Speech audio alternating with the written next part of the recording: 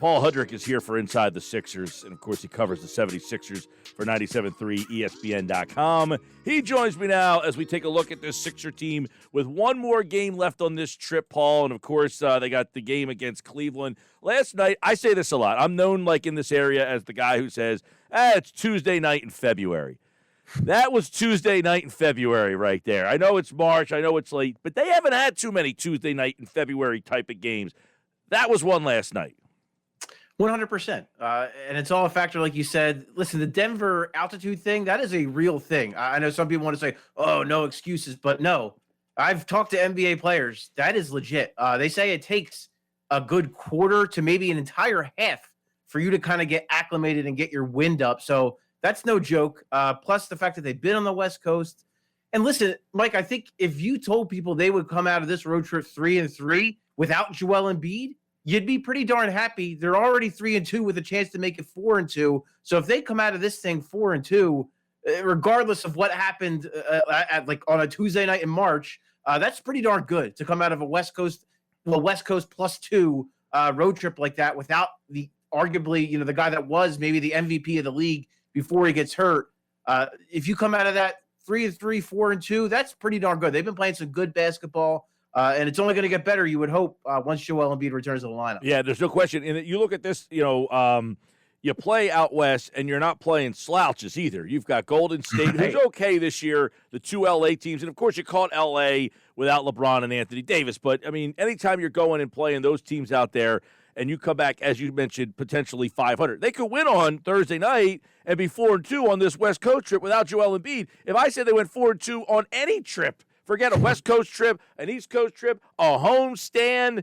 If I told you at the beginning of the season, you would say there's no possible way. But it shows you, we had Mark Jackson on yesterday, and he mentioned that the one thing that he's learned about this team without Joel Embiid is that they can score. Like, they've got guys who can score in different ways, more so than they have in the past. In other words, they don't have to run everything through Joel Embiid, and maybe they found that out through this stretch. Right. And that's with really, let's just call it like we see it with Ben Simmons, quite frankly, struggling. I think some of that has to do with him and Dwight Howard in the same lineups. I just, that offensive mix has been pretty bad all season long. But yeah, and I think it's just, Mike, that did they do that last night because of Jokic? What's that? Did they do that last night because of, did they start him because of Jokic?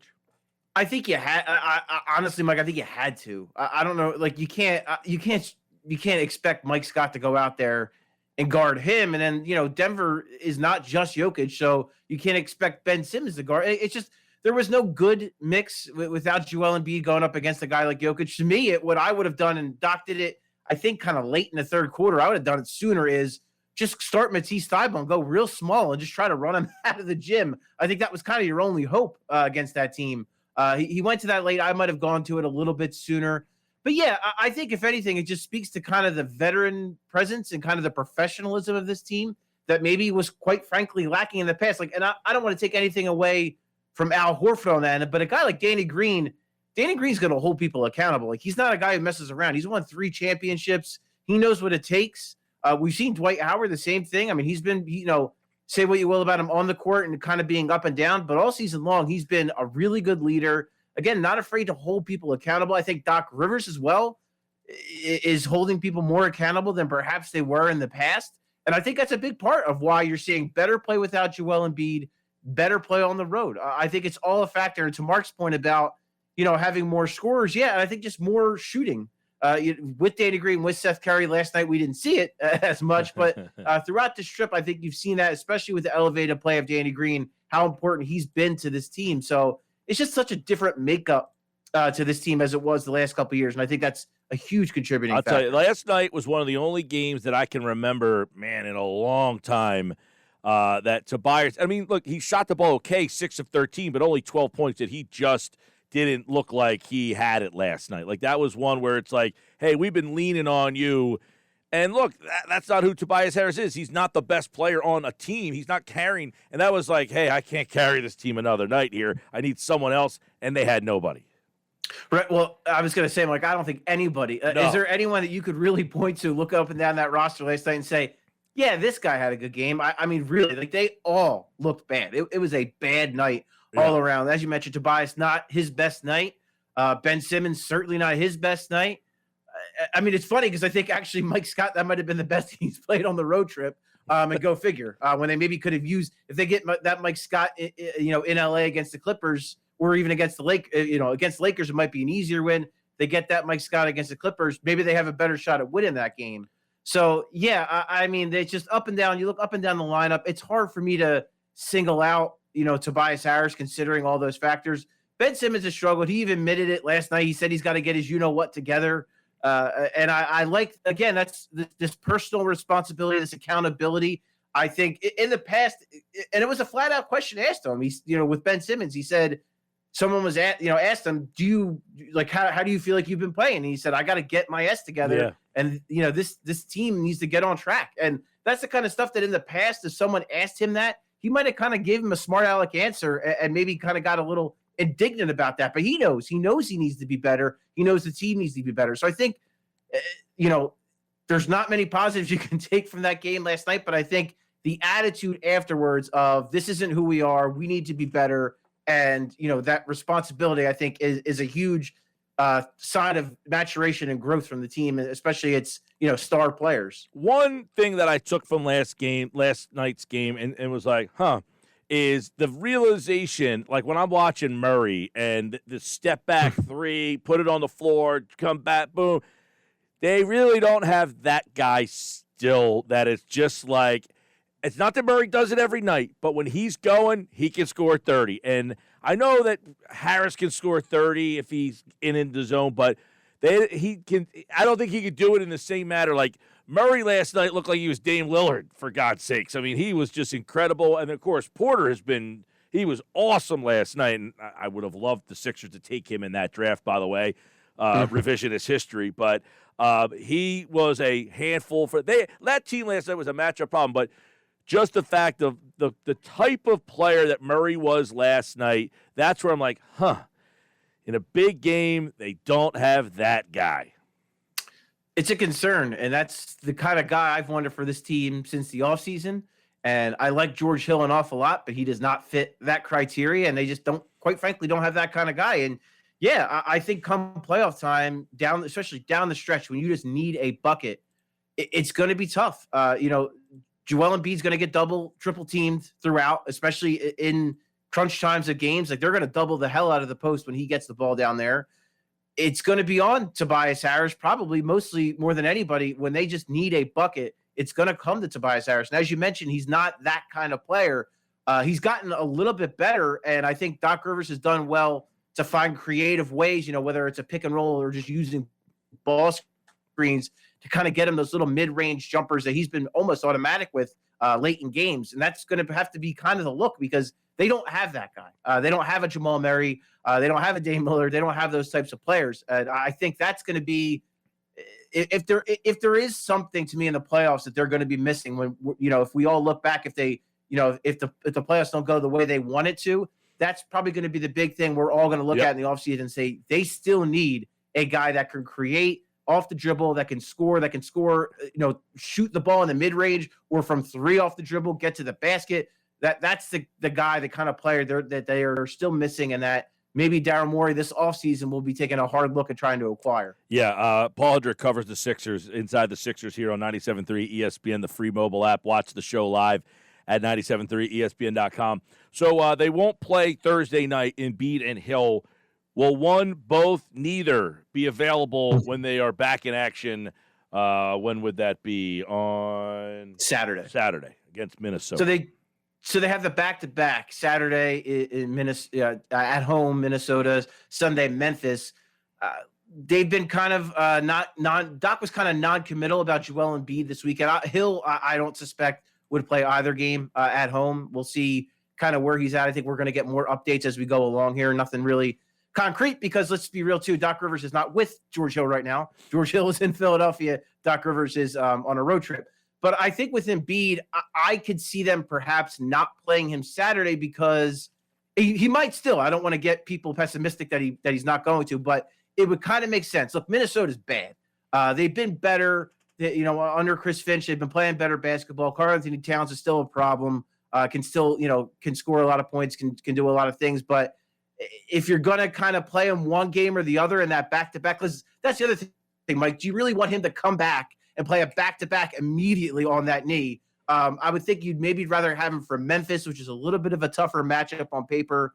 Maybe you'd rather have him for that game. So we'll see.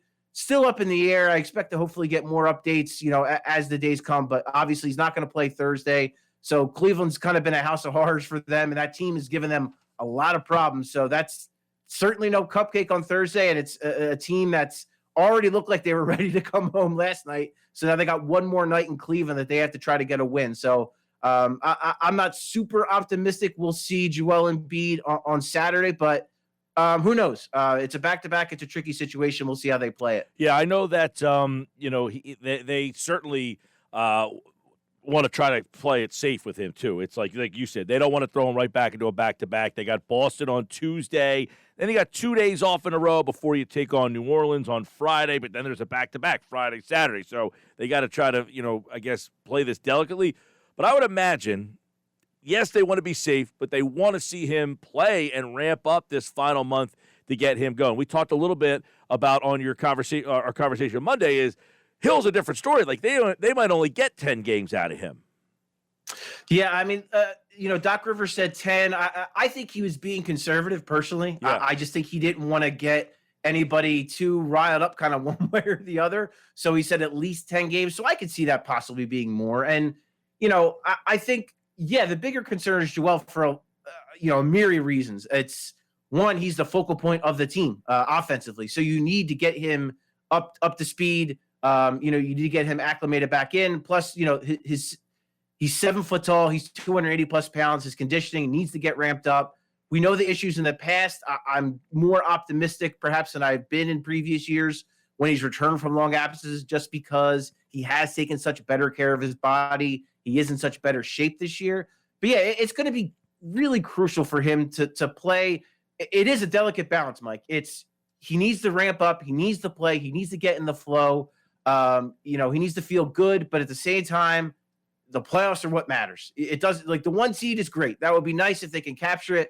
But if they're 2 and Brooklyn's 1, but Joel Embiid is healthy going in for game 1, first round, that's obviously way more important. So it'll be a balancing act with George Hill, much lesser role, more veteran player, been around the block. So I'm not nearly as worried about that. So it's going to be a balancing act, I think, all the way up into the postseason for Joel Embiid. And by the way, they play Cleveland tomorrow night, and Cleveland's had their number 2 this year, and Ben kind of insinuated that we owe them a couple. Right. Well, unfortunately, Dwight Howard said they owe Denver going into last night's game, and Dwight Howard showed up early, but no one else really did. So that's kind of a talk is cheap maybe situation. But yeah, I listen, for Ben Simmons, I think one, yes, that's a huge factor in his mind. They've beaten, Ben Simmons was on the floor for both of those games that they lost to Cleveland. The first one, the blowout in Cleveland, that was ugly. And then that overtime loss at home, that was ugly. Ben Simmons hasn't been playing well. So this is a type of game, I would hope it is a statement type of game for him to just come out and say, okay, this is who I am. This is the player I can and should be. And this is a team that, we should be able to beat. And he said that last night. He said, if we're the team we think we are, right, that's a team we need to go into Cleveland and beat. Well, so I like the fact that he has that attitude. Right, exactly, Mike. Because that hasn't been Ben Simmons in the past. 100%. And again, the fact that he's taking that responsibility and putting it on his own shoulders, I think that is an enormous sign of growth. We all forget he's a 24-year-old kid, young guy. So, these things take time. It takes time to develop that and to kind of get that ingrained in you. And I think it's getting there. And yeah, I would hope and possibly look for a statement game from Ben Simmons Thursday night in Cleveland. At least I'm sure the Sixers and him would like that very much. All right, you can hear that game right here on 97.3 ESPN. The Sixers taking on the Cavs Thursday night. They're back at it Saturday and Sunday with the back-to-back Tuesday against Boston. And you can hear the action here on 97.3 ESPN. Follow him on Twitter at Paul Hudrick. And, of course, he, like August, appeared via the Boardwalk Honda hotline. And make sure you check out his Coming In for a Landing podcast. His recent conversation with Mark Zumoff is up at the Coming In for a Landing YouTube channel. All right, Paul, we'll talk to you Friday, man. Sounds good, Mike. Take care, man. All right, man. He's obviously excellent on the 76ers. This Sixer team last night, they played a horrible basketball game, but not really indicative of who this team is.